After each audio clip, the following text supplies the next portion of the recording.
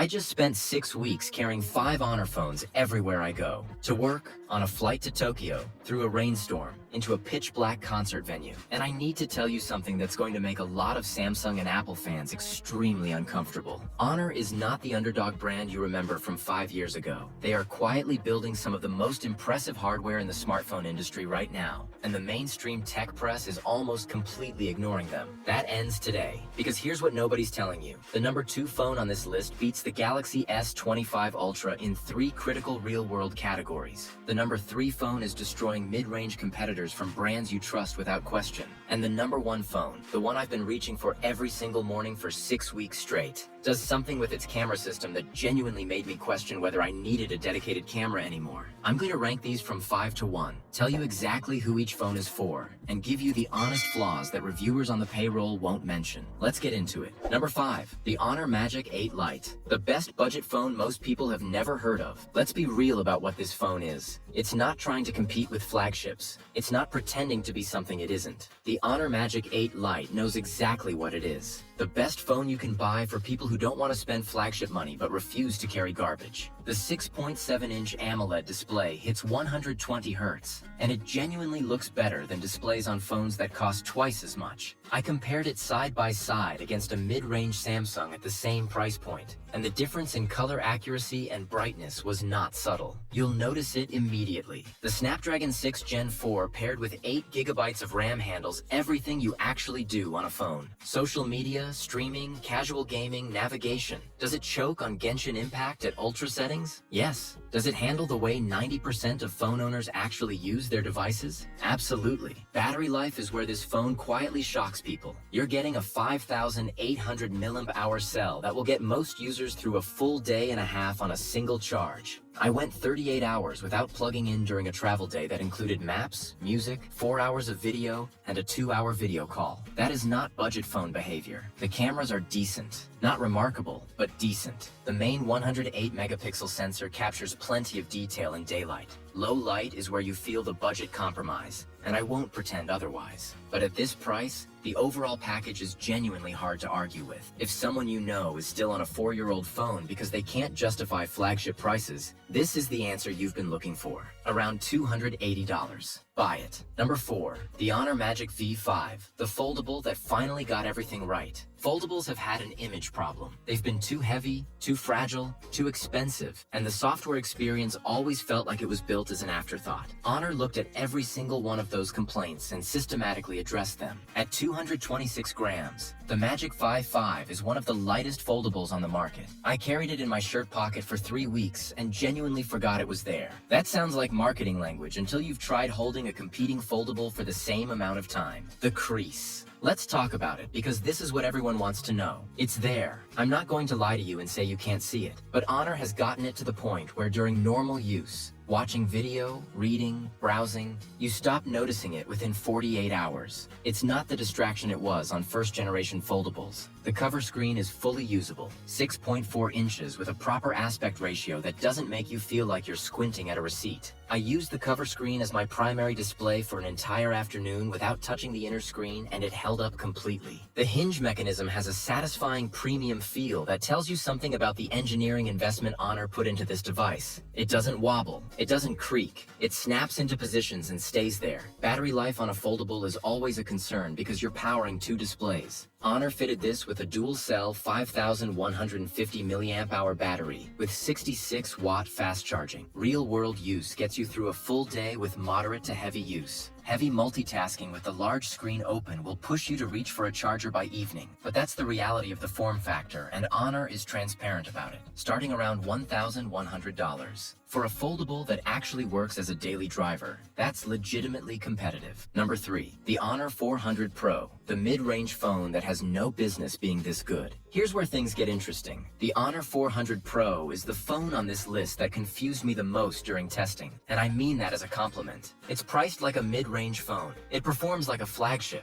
and the camera system on this thing made me put down my personal daily driver for 4 days straight because I wanted to see what it could do. Honor partnered with Hasselblad on the imaging pipeline for the 400 Pro, and you feel it immediately. The color science is warm without being oversaturated. Portraits have a natural depth that you usually only see from $1,000 plus devices. The 200 megapixel primary sensor captures detail that I had to zoom in on my laptop screen to fully appreciate. This is not a spec sheet number. It is a genuinely meaningful capability. Video is where the 400 Pro surprised me most. The optical image stabilization handles movement in a way that made me question whether I was watching stabilized footage or gimbal footage. I filmed while walking down a cobblestone street, and the resulting clip was smooth enough to use for professional content. At this price point, that is almost unheard of. The Snapdragon 8S Gen 4 processor puts this phone firmly in flagship performance territory for processing power. 12 gigabytes of RAM means it handles multitasking without the memory management frustration that cheaper phones create when you're switching between apps constantly. The one honest limitation here is the telephoto reach. The 3x optical zoom is good but not great for the kind of serious zoom photography that the primary camera suggests you might want. If you shoot a lot of wildlife or sports from a distance, make a note of that. For everything else, the Honor 400 Pro is the easiest recommendation I have ever made in the mid-range category. Around $550. It's not an if, it's a when. Number 2. The Honor Magic 8 Pro, the 2026 flagship that Samsung should be nervous about. I want to be precise here because I know that's a bold statement, and I don't make bold statements without receipts. The Galaxy S25 Ultra has a better stylus experience. I'll give Samsung that. But in display quality, battery performance, camera versatility, and charging speed, the Honor Magic 8 Pro either matches or beats Samsung's most expensive phone, and it costs less. The display is a 6.8-inch 𝗟𝗶𝘂𝘂𝗰𝘁𝘀 panel with a 1 to 120 Hz variable refresh rate and 4,500 nits of peak brightness. I used this phone outdoors on a genuinely bright afternoon in direct sunlight and read my messages without shading the screen with my hand. That level of brightness is legitimately useful, not just a number on a spec sheet. The Kirin 9100 chipset is fast, real-world fast. App launches, game loads, rendering intensive content. Everything feels immediate in a way that makes you realize you've been tolerating small delays on your current phone without even registering them. Now the camera. Honor put a periscope telephoto lens on the Magic 8 Pro that delivers 10 times optical zoom with image quality I genuinely did not expect. I photographed architecture from across a city block, and the detail in the resulting image made a professional photographer friend of mine ask what camera I was using. He was not expecting the answer. The 6,000 milliamp hour battery with 100-watt wired charging and 80-watt wireless charging is the combination that changes your relationship with anxiety about battery life. 45 minutes from zero to full. I started plugging in while I make coffee in the morning instead of overnight. That is a behavioral shift that sounds small but feels enormous in daily life. The fatal flaw? Honor's software skin, MagicOS, still has occasional quirks. Notifications can behave unexpectedly. Some third-party apps take a beat to adapt to the interface. It's not a deal breaker, but it's real, and you should know about it going in. Around $850. It's the flagship I'd recommend to anyone who doesn't have brand loyalty pulling them elsewhere. Number 1. The Honor Magic 7 Pro,